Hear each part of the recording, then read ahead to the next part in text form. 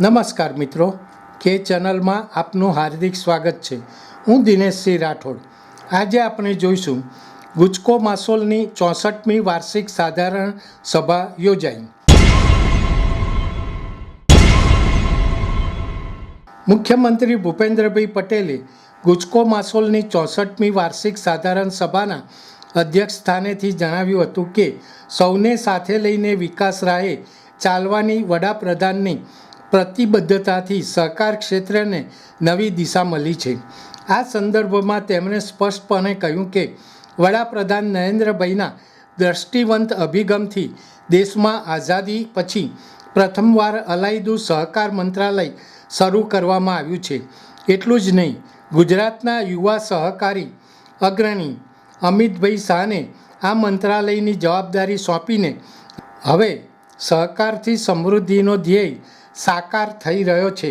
આ ધ્યેયને ચરિતાર્થ કરવામાં ગુજરાતની સહકારી સંસ્થાઓએ સહકાર ક્રાંતિથી દેશભરમાં ઉદાહરણરૂપ કામ કર્યું છે, તેમ પણ મુખ્યમંત્રીએ ગૌરવ સાથે જણાવ્યું હતું. ગુજકો માસોલ આવી જ ટોચની સહકારી સંસ્થા છે અને ખેડૂતોને ખૂબ જ સરળતાથી, સમયસર અને વ્યાજબી ભાવે ખાતર, દવાઓ, બિયારણો મળી રહે અને આદર્શ વિતરણ વ્યવસ્થા ઊભી થાય તેવો મૂળભૂત ઉદ્દેશ્ય આ સંસ્થાનો રહ્યો છે, તેમ મુખ્યમંત્રીએ જણાવ્યું હતું. ગુજકો માસોલની બહુવિધ પ્રવૃત્તિઓ અને નફાકારકતાની સિદ્ધિઓની પ્રશંસા કરતા તેમણે ગુજકો માસોલ ખેડૂતો માટે સિંગલ વિન્ડો સોલ્યુશન બની રહ્યું છે તે માટે અભિનંદન પણ પાઠવ્યા હતા. તેમણે ઉમેર્યું કે વડાપ્રધાન નરેન્દ્રભાઈ મોદીએ આત્મનિર્ભર ભારત માટે વેલ્યુ એડિશન, ગુણવત્તાયુક્ત પ્રોડક્ટ તથા વોકલ ફોર લોકલ અને લોકલ ફોર ગ્લોબલનું જે આહ્વાન કર્યું છે તેને ગુજકો માસોલ ખેડૂતોના ઉત્પાદનોની યોગ્ય બજાર ભાવે ખરીદી, પ્રોસેસિંગ, પેકિંગ અને બ્રાન્ડિંગ કરીને વિશ્વના બજારો સુધી પહોંચાડીને પાર પાડી રહ્યું છે. ગુજકો માસોલે સહકારી ક્ષેત્રને વાઇબ્રન્ટ મોડ પર લાવી દીધું છે તેનો તેમણે વિશેષ ઉલ્લેખ કર્યો હતો. કૃષિમંત્રી રાઘવજી પટેલે આ પ્રસંગે જણાવ્યું હતું કે ગુજકો માસોલ છેવાડાના ખેડૂતો સુધી ખાતર, બિયારણ અને જંતુનાશક દવાના વિતરણ ઉપરાંત ટેકાના ભાવે વિવિધ જણસીઓની ખરીદી સુપેરે પૂરી પાડવા માટેની સુદૃઢ માળખાકીય સુવિધા ધરાવતી રાજ્યની અગ્રણી સહકારી સંસ્થા છે.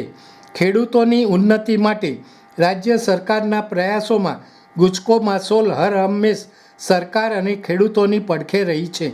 તેમણે કહ્યું હતું કે વાર્ષિક ₹10,000 કરોડથી વધુનું ટર્નઓવર અને સરકારના ધોરણો અનુસાર 20% જેટલું ઊંચું ડિવિડન્ડ આપીને આજે ગુજકો માસોલ રાજ્યની એક મહત્વપૂર્ણ સહકારી સંસ્થા બની છે.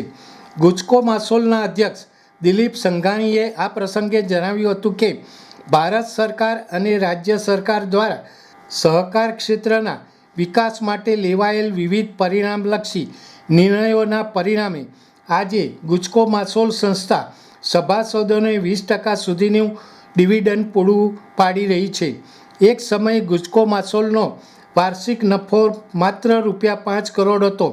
આજે ગુજકો માસોલ ₹14 કરોડ જેટલો માતબર ઇન્કમટેક્સ ભરે છે.